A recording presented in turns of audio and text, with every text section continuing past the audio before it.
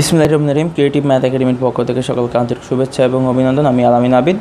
আজকে আমরা 27তম BCS preliminary পরীক্ষার অঙ্ক সমাধান করব। তো এখানে প্রথম যে অঙ্কটা ছিল, এখানে টোটাল অঙ্ক ছিল 10টা। প্রথম যে অঙ্কটা ছিল সেটা হচ্ছে 9 নম্বর অঙ্ক। 9 নম্বর অঙ্ক বলা আছে 1 square plus 2 square plus 3 square dot dot dot 50 square, মানে 1 square plus 2 square plus 3 square plus dot dot দিয়ে আমাদের 50 স্কোয়ার ইকুয়াল হোয়াট। তাহলে এখানে এটা আমরা দেখতে পাচ্ছি যে কোনো স্বাভাবিক সংখ্যার বর্গের সমষ্টি চাইছে আর কি। কোনো স্বাভাবিক সংখ্যার বর্গের সমষ্টির সূত্র হবে 1/6 n plus 1 into 2n plus 1 এটা। তাহলে এখানে আমরা মান বসাই দিই 1/6। n এর মানটা হচ্ছে লাস্ট পদ, কতগুলো পদ, এখানে 50টা পদ আছে, তাহলে n এর মান হচ্ছে 50। তাহলে আমরা লিখতে পারি 50 প্লাস 1 ইন্টু 2 ইন্টু 50 প্লাস 1। তাহলে আমাদের ভ্যালুটা আসছে 1/6 ইন্টু এখানে 51 গুণ এখানে হচ্ছে 50 গুণ 100, তাহলে 101 পাচ্ছি। তাহলে এই টোটাল তিনটা গুণ করলে আমাদের ভ্যালু আসবে হচ্ছে 42925। এটা হচ্ছে এই প্রশ্নের অ্যান্সার। এরপর 10 নম্বর অঙ্ক। 10 নম্বর অঙ্কে বলা 4 টাকায় 5টি করে কিনে 5 টাকায় 4টি করে বিক্রয় করলে শতকরা কত লাভ হবে। তাহলে এখানে আমাদের লাভটা বের করতে হবে। তো লাভ বের করতে হলে আমরা কি জানি যে বিক্রয় মূল্য থেকে ক্রয় মূল্য বিয়োগ করতে হবে। তো আমাদের ক্রয় মূল্যটা কত, ক্রয় মূল্য আমাদের বের করতে হবে। যেহেতু আমাদের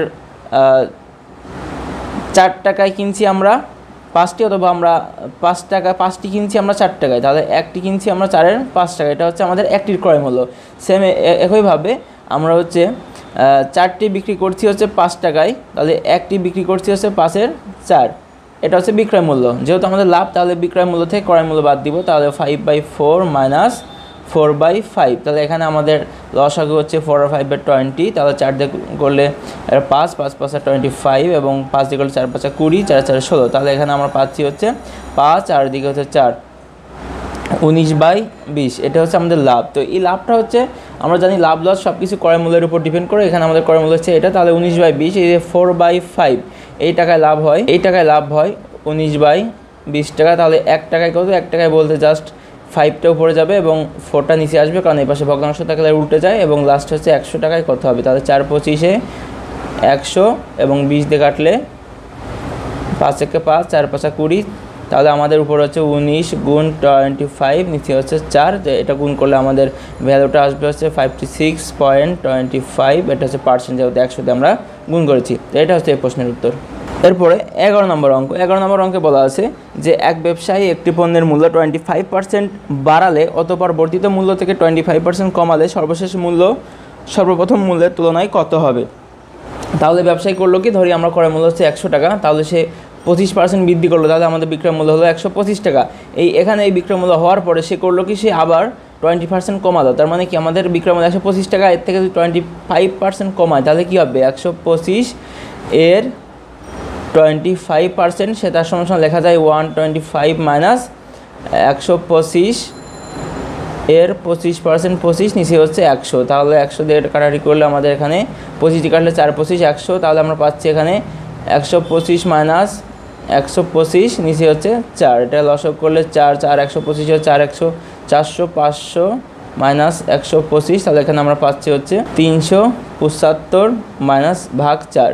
তো 375কে 4 দিয়ে ভাগ করলে 93.75 আসে। তাহলে আমাদের প্রশ্নে বলা আছে যে সর্বশেষ মূল্য সর্বপ্রথম মূল্যের তুলনায় কি কম হবে। যে 93, আগে আমাদের সর্বপ্রথম যে মূল্য ছিল 100 টাকা, এখন পরে আমাদের কি মূল্য এখন এটা হয়েছে, তার কি কমে গেছে। তাহলে এখন আমরা লিখতে পারি 100 মাইনাস 93.75, এটা বিয়োগ করলে আমাদের ভ্যালুটা আসে হচ্ছে 6.25।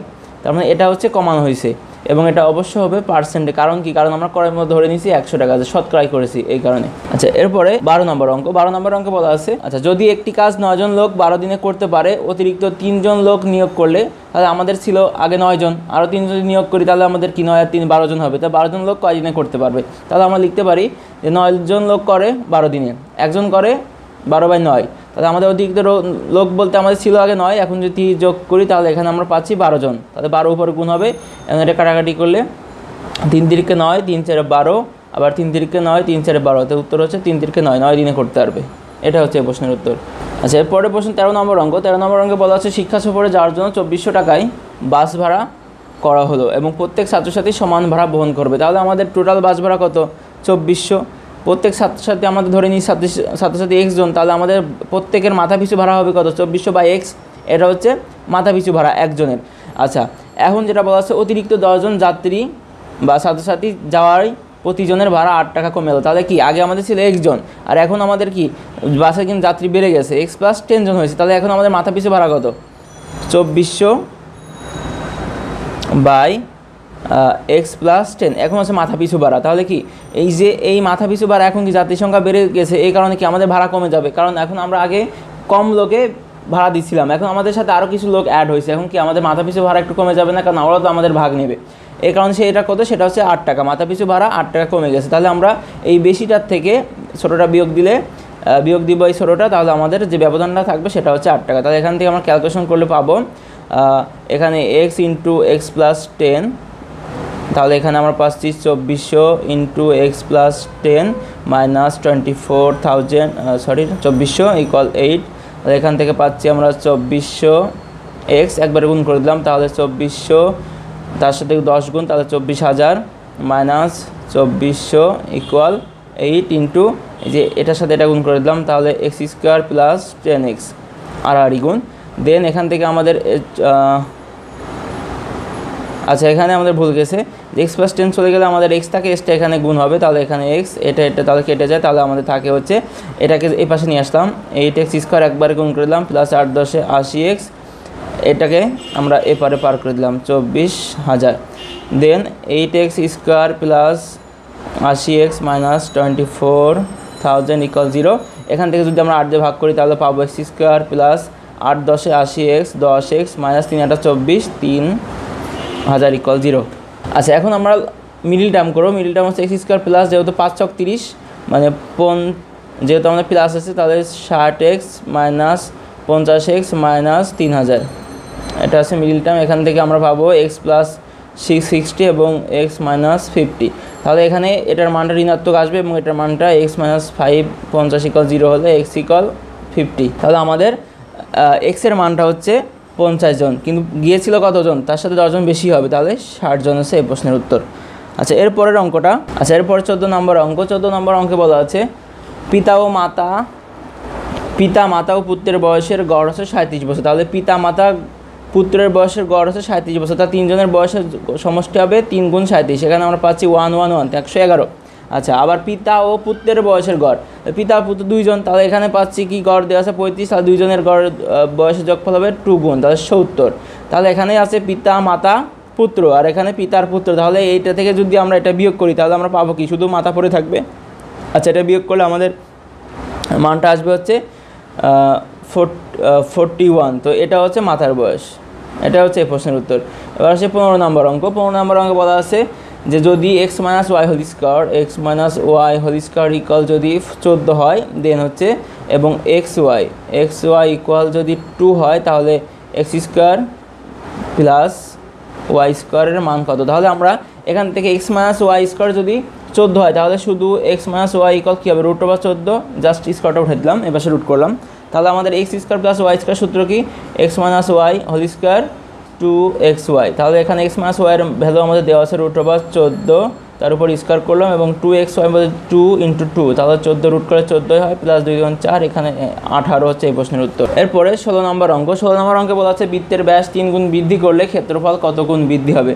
আচ্ছা, এখানে আমরা জানি কি বৃত্তের ক্ষেত্রফল সূত্র হচ্ছে পাই আর স্কোয়ার। এখানে 8টা কি? 8টা হচ্ছে বৃত্তের ব্যাসার্ধ। তো এখানে দেওয়া আছে আমাদের ব্যাস, তো এখানে আমরা ব্যাসকে যদি ব্যাস আমাদের 8 ধরি তাহলে কি ব্যাসার্ধ হবে r/2, এভাবে করতে পারি, অথবা শুধু ব্যাসকেও আমরা এখানে সূত্রে সরাসরি ব্যাসের যে ভ্যালু একটা আর বসে দিতে পারি। এক্ষেত্রে মানের কোনো চেঞ্জ হবে না, কারণ কি ব্যাস আর ব্যাসার্ধের আনুপাতিক হার হচ্ছে সেম।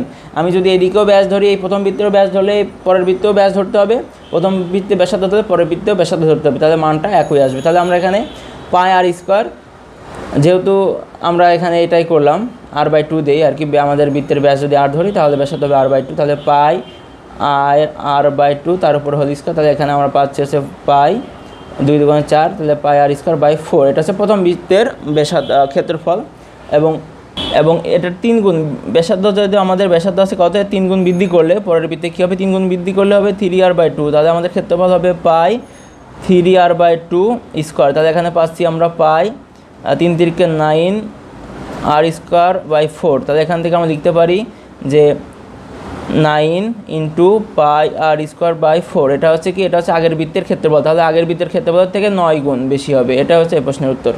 আচ্ছা, এবার আসি 17 নম্বর অঙ্ক। 17 নম্বর অঙ্কে বলা আছে একটি সমদ্বিবাহু সমকোণী ত্রিভুজের অতিভুজের দৈর্ঘ্য হচ্ছে 12 সেন্টিমিটার হলে ত্রিভুজটির ক্ষেত্রফল কত বর্গ সেন্টিমিটার হবে। তাহলে আমাদের বলা আছে একটি সমদ্বিবাহু সমকোণী, তো আমরা জানি কি সমদ্বিবাহুর ক্ষেত্রে দুইটা বাহু সমান হবে, আর যেহেতু সমকোণী বলা আছে তাহলে আমাদের একটা কোণ সমকোণ হবে। একটা কোণ সমকোণ নিলাম, এই কোণটা হচ্ছে 90 ডিগ্রি 90 ডিগ্রি, এবং এই কোণ সংলগ্ন যে দুইটা বাহু থাকবে এই দুইটা হচ্ছে আমরা সমান ধরলাম, এই দুইটা সমান, তাহলে সমদ্বিবাহু ত্রিভুজ হলো। আর এটা হচ্ছে অতিভুজ, তাহলে অতিভুজ, এখানে অতিভুজের ভ্যালু দেওয়া আছে, অতিভুজের দৈর্ঘ্য দেওয়া আছে হচ্ছে 12। তাহলে আমরা যেহেতু সমকোণী ত্রিভুজ আমরা জানি কি যে 12 স্কোয়ার ইকুয়াল, যেহেতু এই দুই বাহু সমান তাহলে এটা ওয়ে এটা ওয়ে, তাহলে লিখতে পারি হচ্ছে a square plus a square পিথাগোরাসের সূত্র অনুসারে, তাহলে 2a square equal 144, a square equal 144কে যদি আমরা 2 দিয়ে ভাগ করি আমাদের ভ্যালু আসে হচ্ছে 72, তাহলে a ইকুয়াল √72, √72কে ভাঙা যায় হচ্ছে 4 গুণ 18, তাহলে 4 রুট করলে 2 √18, এটা হচ্ছে এর ভ্যালু। তাহলে আমাদের বলা আছে কি যে সমদ্বিবাহু এই সমদ্বিবাহু সমকোণী ত্রিভুজের ক্ষেত্রফল আমাদের বের করতে হবে। তাহলে আমরা জানি যে সমদ্বিবাহু ত্রিভুজের ক্ষেত্রফল হচ্ছে b/4 √4a square minus b square. তাহলে এখানে হচ্ছে এটা হচ্ছে সমান বাহুর দৈর্ঘ্য আর বিটা হচ্ছে অসমান, মানে অসমান বাহুর দৈর্ঘ্য, যে দুইটা সমান আছে সেটার দৈর্ঘ্য হচ্ছে এ এবং অসমান বাহু হচ্ছে বি। তাহলে এখানে বি এর ভ্যালুটা আমাদের কত, বিটা হচ্ছে অসমান বাহু, তাহলে অসমান বাহুটা আমাদের কত, সেটা হচ্ছে 12, এই অতিভুজটা 12/4 √4। তো আমাদের এর ভ্যালু কত, এর ভ্যালু আমরা এখানে পেয়েছি 2 √8, তাহলে আমরা 2 √8 উপর 8 18 তার উপর স্কোয়ার মাইনাস বি স্কোয়ার বলতে এই জায়গা আমাদের বি এর মান কত 12 হোল স্কোয়ার তার উপরে রুট, তাহলে এখানে পাচ্ছি আমরা 4 দিয়ে কাটলে 3 4 12 3 √8-এর মধ্যে পাচ্ছি আমরা 4 গুণ, এখানে হচ্ছে 2 2 4 গুণ 18, √18 আছে তাহলে 18, এখানে হচ্ছে 12 12 হচ্ছে 44।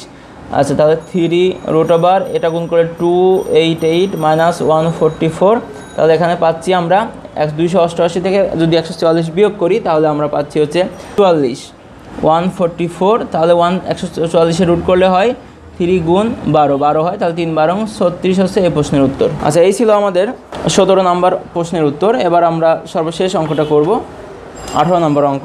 18 নম্বর অঙ্কে বলা আছে যে 60 থেকে 80 এর মধ্যবর্তী বৃহত্তম ও ক্ষুদ্রতম মৌলিক সংখ্যার অন্তর্গত হবে।